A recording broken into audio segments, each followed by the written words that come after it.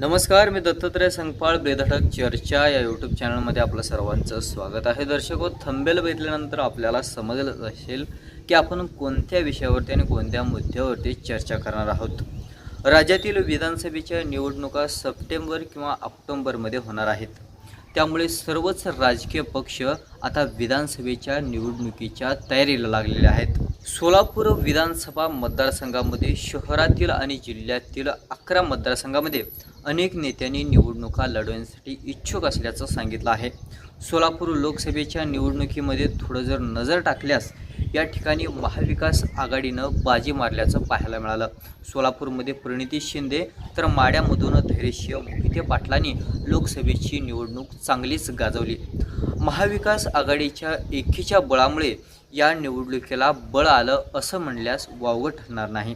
आता विधानसभा जवळ आली. महाविकास आघाडी आगामी विधानसभा निवडणुका स्वबळावर लढवणार की आघाडीतच निवडणुकीच्या मैदानात उतरणार याकडे सगळ्यांचंच लक्ष लागलेलं आहे. जर महाविकास आघाडी एकत्रित येऊन निवडणुका लढवल्या तर काँग्रेस पक्षाला किती जागा मिळतील याकडे थोडं नजर टाकूया.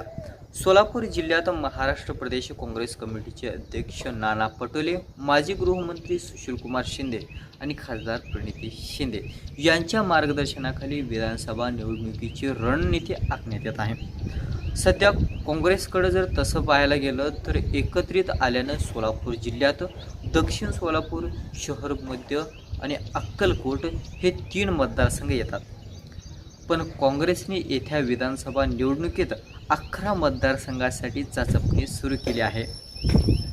जर ही विधानसभा निवडणुका स्वबळावर न लढवता युती करत लढवण्याचा निर्णय घेतला तर महाविकास आघाडीच्या जागा वाटपाबाबत आता काँग्रेसला किती जागा मिळणार हेही पाहणे महत्त्वाचे ठरणार आहेत.